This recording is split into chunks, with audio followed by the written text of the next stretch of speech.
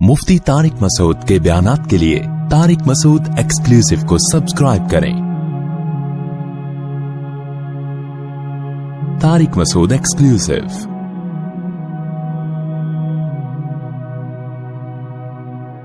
इसके बाद अल्लाह ताला ने रिश्तेदारों का हक बयान किया सूरह बनी इसराइल में। वआति ज़ल कुर्बा, बड़ी अहम आयत है। फरमाई, देखो रिश्तेदार का लफ्ज नहीं इस्तेमाल किया, कुर्बा, जो जितना करीब है तुम्हारे। और ये एक टर्म है, इस्तिलाह है, यानी ब्लड के लिहाज से तुम्हारे जितना करीब है उसको उसका हक दो। तो इसमें बता दिया कि उसके हक की इल्लत क्या है, उसका कुर्बत वाला होना। तो जितना करीब है उतना हक उसका ज्यादा, यानी उसके साथ हुस्ने सुलूक का हुक्म उतना ज्यादा। तो यहां कराबत से मुराद क्या है? गोश पोश में, आई बात समझ में, ब्लड में। तो ब्लड में सबसे पहले तो वालदैन है, उनका तो बता दिया। ब्लड रिलेशन में वालदैन के बाद सबसे पहले कौन आता है? भाई और बहनें। बाप दादा जो है ना, दादी और नानी, ये सब मां बाप ही के हुक्म में है। जो अहकाम वालदैन के हैं 100% वो वालदैन दादा दादी के भी हैं, उनमें और वालदैन में कोई फर्क नहीं रखा शरीयत ने, वही हकाम है। अलबत्ता विरासत में बस फर्क रखा है। तो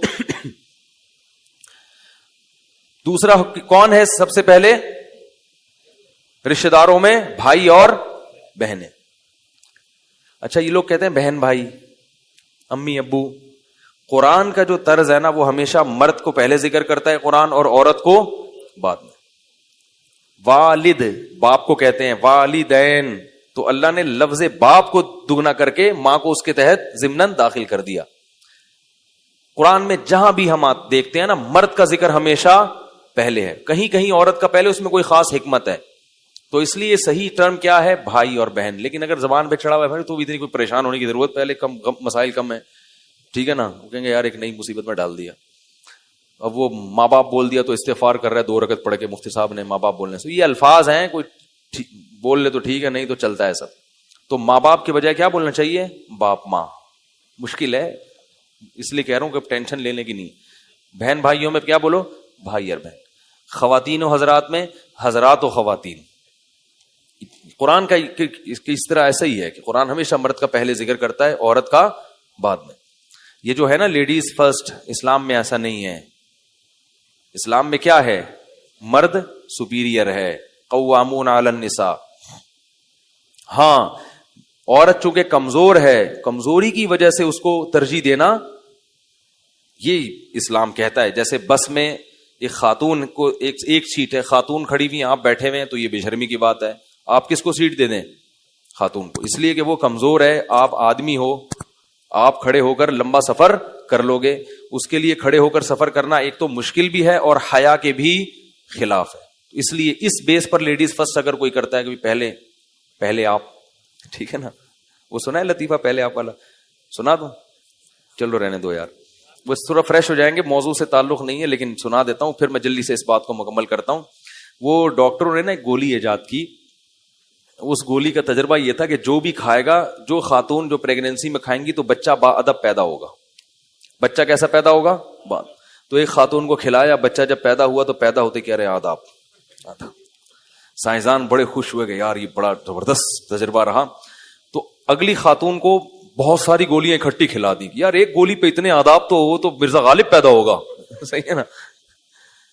जब वो कई गोलियां खिला दी तो अब क्या हुआ कि विलादत ही नहीं हो रही। बड़ा मसला हो गया, हफ्तों के हफ्तों गुजर गए। अल्ट्रासाउंड से पता चला एक बच्चा दूसरे से कह रहे पहले आप, वो कह रहे पहले आप, पहले आप कह रहे, जुड़वा बच्चे थे, सब एक दूसरे कह रहे पहले आप। ठीक है। तो इतना अदब भी सेहत के लिए ठीक नहीं है। खैर, तो अल्लाह ताला ने कराबतदारों का तज़किरा किया। तो कराबतदार में सबसे पहले कौन है? भाई और बहन। आजकल दूर दूर के रिश्तेदारों को बहुत पूछा जाता है, भाई बहनों को लिफ्ट नहीं कराई। तो भाई बहनों को के अदब क्या है, वो तो बड़ा लंबा टॉपिक है। एक मुख्तसर आपको बता दूं, जो 100 सुनार की और 1 लोहार की। भाई बहुत सारे हकाम है ना, वो तो गल वेले दी थे फल मौसम दा कह लो, या 100 सुनार की 1 लोहार की। वो क्या है कि भाई बहनों को ना लिफाफे में पैसा डाल के गिफ्ट दे दिया करो, बस माजरत के साथ। इससे जितनी रिश्तेदारी मजबूत होती है किसी और चीज से یہ سمت بانڈ ہے.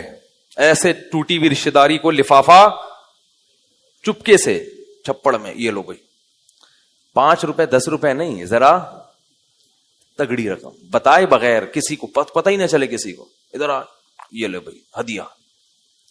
تہادوا تحابوا, آپ صلی اللہ علیہ وسلم نے فرمایا ایک دوسرے کو ہدایہ دیا کرو, اس سے آپس میں محبت بڑھتی ہے. تو ہدیہ ایسی چیز جس سے وہ خوش ہو جائے, اور جتنا انسان روکڑے سے خوش ہوتا ہے نا اتنا کسی اور چیز سے خوش نہیں. حقیقت ہے. دیکھو پولیس والے کتنا تنگ کر رہے ہوں, کس قدر مصیبت میں, آپ ان کو دعائیں دو, یار آپ بہت اچھے ہو, خوش ہوں گے تھوڑا سا, خوش ہوں گے لیکن تھوڑا سا.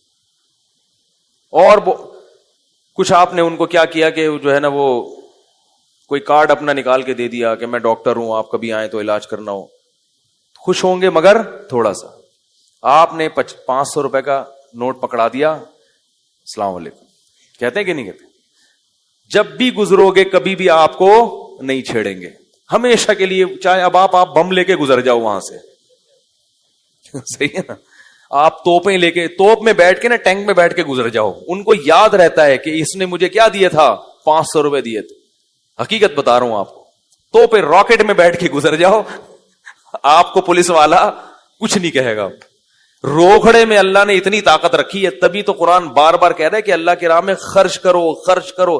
ہدیے بھی ٹھیک ہیں, گفٹ بھی صحیح ہے, جیسے کوئی باہر سے آتا ہے کچھ چیزیں لے آیا, کھجوریں لے آئے, زمزم لے آئے, وہ بھی ٹھیک ہے. لیکن جتنی طاقت اللہ نے روکھڑے میں رکھی ہے, اتنی طاقت اللہ نے, جتنی یعنی یوں بھی کہہ سکتے ہیں سکہ رائج الوقت میں اللہ نے جو طاقت رکھی ہے, وہ طاقت اللہ نے کسی اور چیز میں نہیں رکھی. دیکھو نبی صلی اللہ علیہ وسلم نے ارشاد فرمایا, رشتہ داری توڑنے والا جنت میں نہیں جائے گا. اب رشتہ داری جوڑنے میں بہت ٹائم لگتا ہے, ہر ایک سے اخلاق سے بات کرو, تمیز سے بات کرو, وہ ظلم کر رہا ہے آپ اس کے ساتھ اچھا سلوک کرو. آج کل اتنا اسٹیمنا لوگوں میں نہیں ہے, اینٹ کا جواب پتھر سے دیتے ہیں کیونکہ برداشت ختم ہو گئی نا. اس لیے میری نظر میں سب سے بہترین طریقہ ہے, جو مرضی جیسا مرضی سلوک کر لو اس کے ساتھ, پیسے پکڑا دیا کرو, روزانہ پکڑ کے پیٹو گے بھی نا اس کو, پھر بھی کچھ نہیں کہے گا.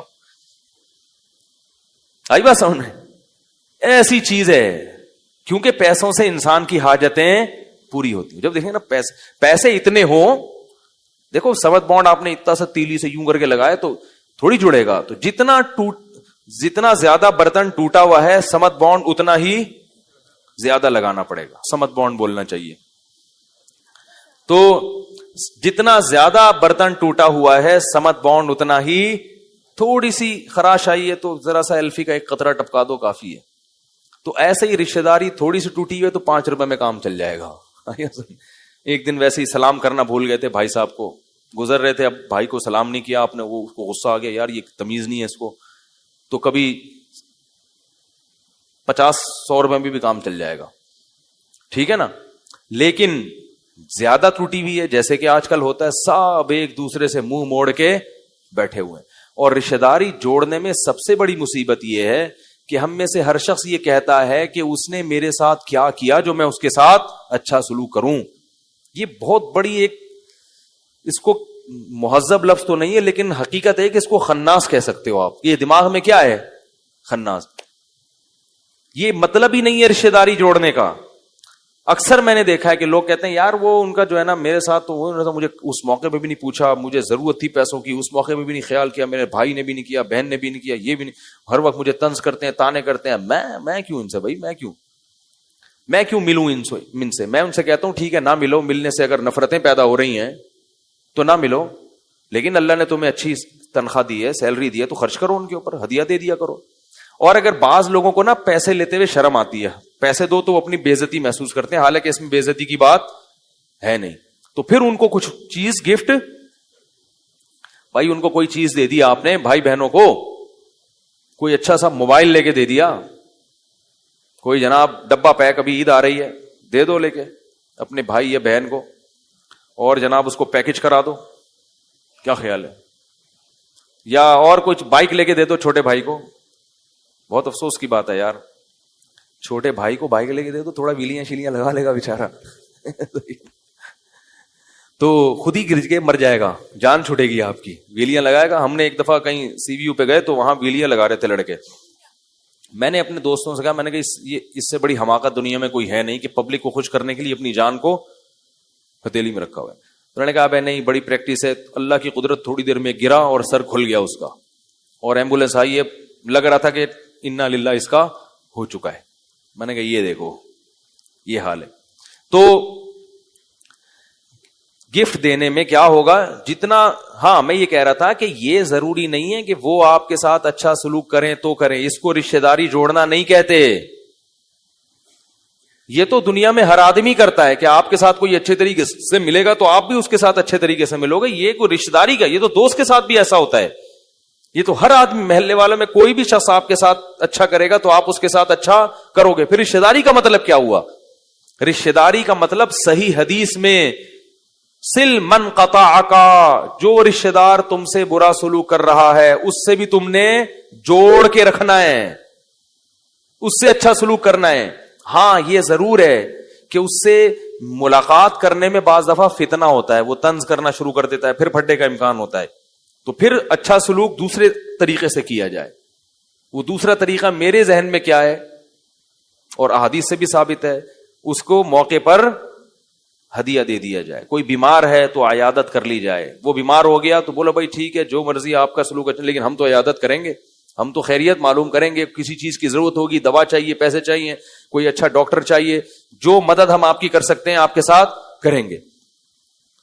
تو یہ بہت ضروری ہے میرے بھائی. آپ بھائی بہنوں کو چھوڑ کر, چند دن پہلے میرے پاس کسی کا فون آیا کہ میری بہن ایک نفسیاتی پاگل ہے, اور وہ صاحب شاید میرا بیان سن بھی رہے ہیں, وہ کہنے لگے کہ مجھے خودکشی کے خیالات آتے ہیں, بہن ایسی پاگل ہے, ہمارے لیے اس کو سنبھالنا مشکل ہو گیا. سگی بہن ہے, چیختی ہے جب دورے پڑتے ہیں. تو میں نے کہا بھائی نفسیاتی ڈاکٹر کو دکھاؤ. کہہ رہے ہیں ڈاکٹر کو دکھاتے ہیں, جب تک گولیاں کھاتی ہے صحیح, جیسے ہی گولی کا اثر ختم ہوا پھر یہی. تو میں کیا کروں, کہاں جا کے سر ماروں, ایسے اس کی کنڈیشن, والد بھی نہیں ہے, بھائی پہ ساری ذمہ داری. میں نے اس سے کہا دیکھو میرے بھائی یہ بہن ہے, خونی رشتہ ہے, اس کو آپ چھوڑ کر نہیں جا سکتے, صبر کرو صبر کرو صبر کرو. میں نے کہا تمہیں کوئی زیادہ عبادت کی ضرورت ہی نہیں ہے, اس بہن کو پالنے پہ ہی اللہ تمہارے سارے گناہ بھی معاف کرے گا اور تمہیں ایسے ایسے مقامات تک پہنچائے گا جہاں تک بڑے بڑے بزرگ اور اولیاء اللہ نہیں پہنچ سکے تھے. دیکھو یعقوب علیہ السلام سے اللہ نے بیٹے چھینے, کیوں؟ یعقوب علیہ السلام پیغمبر تو تھے مگر اللہ ان کو بہت اونچے پیغمبروں میں لے جانا چاہتے تھے. قرآن میں سارے پیغمبروں کا نام ذکر نہیں ہے, یعقوب علیہ السلام کا نام بہت جگہوں پر ہے.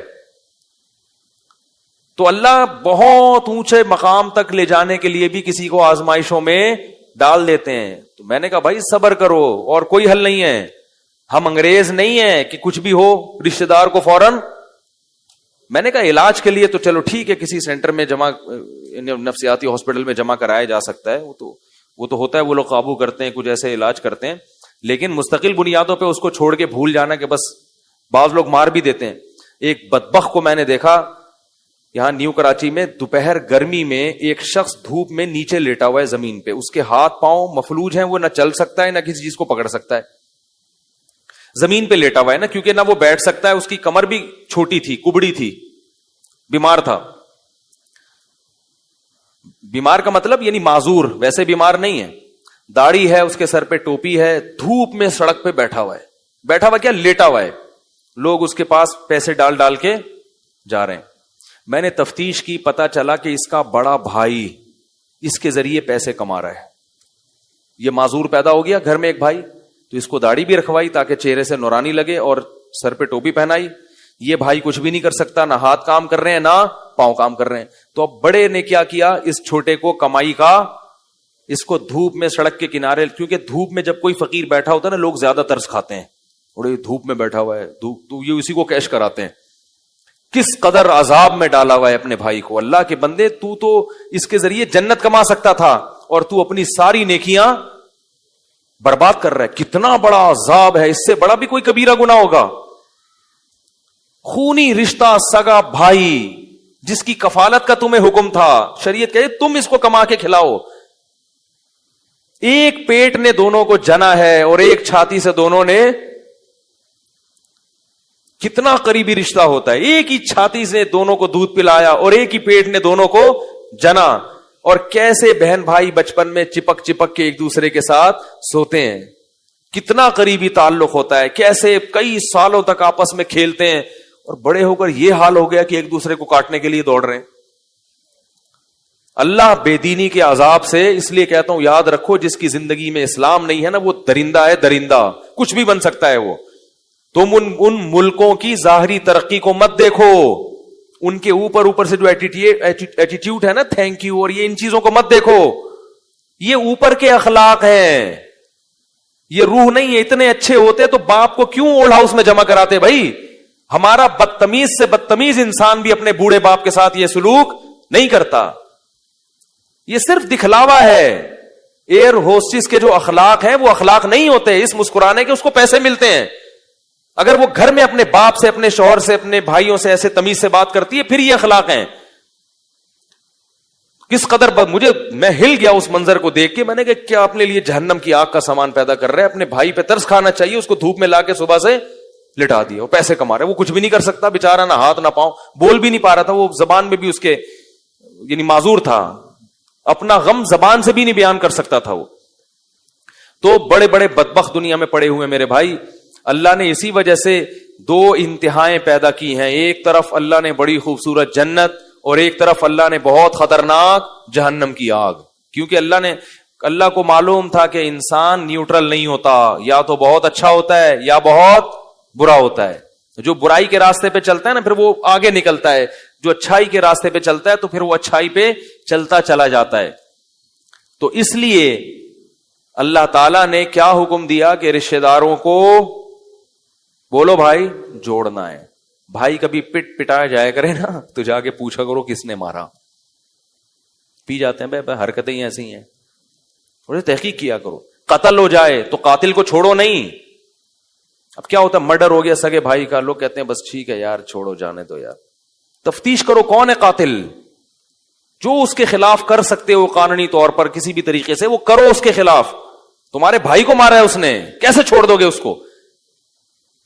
ہاں پکڑنے کے بعد اس کو سزا مل رہی ہو, اس سے دیت, پھر وہ بہت زیادہ عاجزی کرتا ہے, اس کو احساس ہو جاتا ہے, پھر آپ دیکھتے ہو تو پھر شریعت نے ترغیب دی ہے کہ دیت لے کے چھوڑ دو. لیکن آج کیا ہے, جرائم ہوتے چلے جا رہے ہیں. کہتے چلو جس سے بھی تعلق ہے, صرف رشتہ داروں کا تو بہت زیادہ حق ہے اس لیے میں نے بتایا, ورنہ جس سے بھی محبت ہو تو پھر اس محبوب کے دشمنوں سے دوستی بولو بھائی نہیں ہونی چاہیے. تو لیکن چونکہ رشتہ داروں کا حق سب سے پہلے اس لیے میں نے بتایا. آگے اللہ تعالیٰ نے فرمایا کہ وَإِمَّا تُعْرِضَنَّ عَنْهُمُ ابْتِغَاءَ رَحْمَةٍ مِّن رَّبِّكَ تَرْجُوهَا, اگر خرچ کرنے کے لیے تمہاری جیب میں پیسے نہیں ہیں, لَهُمْ قَوْلًا مَيْسُورًا, عمدہ بات کہہ کے ٹہلا دیا کرو. یہ نہیں کہا کرو کیا ہر وقت چخ چخ کر کے دماغ کھایا ہوا ہے میرا, میں ہی ملا ہوں سارے محلے والوں کو پیسے مانگنے کے لیے. لیکن اس میں یہ ذہن میں رکھیں کہ فراڈیوں کو نہ پکڑانا شروع کر دیں. ابھی میں چونکہ رمضان میں لوگ مجھے زکاتیں دیتے ہیں نا تقسیم کرنے کے لیے, تو کچھ تو اب رمضان میں نا میرے پاس عجیب عجیب سی چیزیں آنا شروع. میں دور سے اسٹائل کو دیکھ کے اندازہ لگا رہا ہوں چندہ مانگنے آ رہا ہے. وہ آ رہا ہوتا ہے ایسے معصوم بن کے, بڑے بڑے فراڈی ہیں اس میں, اتنے بڑے بڑے فراڈی ہیں. آپ تحقیق کرو پتہ چلتا ہے کم وقت اتنا کھا رہا ہے, اتنا کما رہا ہے. ایک مسجد میں آئے گا ایسا روتا ہوا ملے گا, پھر وہاں جا کے دوسرے مسجد کے امام صاحب سے وہی اسٹائل, پتہ نہیں کہاں سے ٹریننگ کی ایسے اسٹائل کی, ایک اسٹائل سے تھکتے ہی نہیں ہے. اسٹائل ہوگا ایسے آ کے وہ اصل میں آپ سے ملنا تھا, وہ راشن چاہیے, بول لے زور سے بھائی راشن چاہیے تھا, حالات خراب چل رہے ہیں یار. اب بھائی ابھی تو نے پکوڑے کھائے ہیں, افطاری کی ہے, ابھی تو تجھ میں جان ہے نا, ابھی تو بھوکا نہیں ہے, تو ابھی تو زور سے بول لے بھائی, زور سے بولو بھائی ابھی تو میرا پیٹ بھرا ہوا ہے, لیکن مفتی صاحب میرا ہمیشہ ایسے پیٹ نہیں بھرتا, بسا اوقات میرے گھر میں روٹی, ابھی تو میرا پیٹ بھرا ہوا ہے, تو ابھی پکوڑے کھائے ہیں, مسجد میں افطاری کی ہے, ہمیں پتا ہے اس نے, صحیح ہے نا, خوب تسلی سے کھا پی کے پھر ایک دم ایسا مرجھا جائے گا یوں کر کے نا, ایسے کہ اسٹائل ان کا ایسے ہوتا ہے کہ سامنے والا بھی لپٹ کے ان سے رونا شروع کر دے, یار بس میرے سامنے یہ, پھر وہ منہ قریب کرو تو جو ڈکار پکوڑے کی آتی ہے نا اس سے پتہ چلتا ہے کہ یہ خوب تسلی کے ساتھ کھا کے بیٹھا ہوا ہے. تو ایسے لوگ جو آپ کو الو بنا بنا کے پیسہ نکلوا رہے ہوں, ان کے ساتھ نرم لہجہ, جو بولے پتلی گلی سے نکلو. ہاں مستحقین ہیں تو ان کو قرآن کیا کہہ رہا ہے, قل لہم قولا میسورا, اچھی بات کیا کرو, ان کو جھڑکو نہیں. اللہ نے تمہیں دولت دی ہے تو تکبر مت کرو. ہر ایک کے پاس نہیں ہے, ہر ایک کے پاس یہ نعمتیں نہیں ہیں. کتنے لوگ کھانے کو روٹی نہیں ہے, کتنے لوگوں کے پاس علاج کے پیسے نہیں ہیں, قسم پرسی میں زندگی گزار رہے ہیں. اللہ نے تمہیں دولت دے دی تو لا تصعر خدک للناس, غربا اور مساکین سے اپنے رخسار کو مت موڑنا, خیال کرنا ان کا. جیسے قارون کو موسیٰ علیہ السلام نے کہا نا کہ اللہ نے تجھ پر احسان کیا تو اب ان مساکین پر احسان کر, اس نے کہا میں نے اپنی محنت سے کمایا. یہ بہت بڑا کبر ہے, تکبر ہے. اور یہ بھی پھر حکم دیا, آخری آیت پھر اس کے بعد آئندہ کل بیان کریں گے انشاءاللہ, وقت بہت ہو گیا ہے.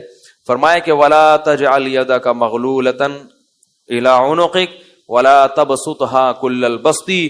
فرمایا نہ تو اتنا اڑانا شروع کر دو پیسہ کہ کل خود لوگوں سے بھیک مانگنے کی نوبت آئے, اور نہ اپنے ہاتھ گردن سے باندھ لو, نیمو نچوڑ بن جاؤ کہ لوگوں کو پتا ہے کہ پیسے پہ سانپ بن کے بیٹھا ہوا ہے, کبھی کسی رشتے دار کے کام بھی نہیں آیا, نہ کبھی مسجد کے ڈبے میں چندہ ڈالا, نہ کبھی کسی مدرسے میں پیسے دینے کی توفیق ہوئی, اور نہ کبھی کسی غریب کو کھانا کھلاتے ہوئے پکڑا گیا. ایسے ایسے مارکیٹ میں نے بہت دیکھے, ہر طرح کے دیکھیں, سیٹھ بھی دیکھیں ایسا اڑاتے ہیں پیسہ, اور کنجوس بھی دیکھیں. تو اللہ فرماتے ہیں اتنے کنجوس مت بنو, وابتغی بین ذالک سبیلا, میانہ روی اختیار کرو, اپنے لیے بھی, بیوی بچوں کے لیے بھی, اور جو جہاں اور قوم کے لیے بھی, غربا کے لیے بھی, مساکین کے لیے بھی, مسجد کے لیے بھی, مدرسوں کے لیے بھی, دین کی تبلیغ کے لیے بھی, ہر جگہ کچھ نہ کچھ خرچ کرتے رہا کرو اعتدال کے ساتھ, میانہ روی کے ساتھ. اور یہی میانہ روی اللہ کو پسند ہے. لیکن اتنا نہ اڑا دو کہ کل دوسروں سے خود بھیک مانگنی پڑے. سمجھ رہے ہیں؟ یہ بہت اہم احکام ہے, باقی پھر کل بیان کروں گا, وقت بہت زیادہ ہو گیا ہے. اللہ تعالیٰ سمجھنے کی, عمل کی توفیق عطا فرمائے.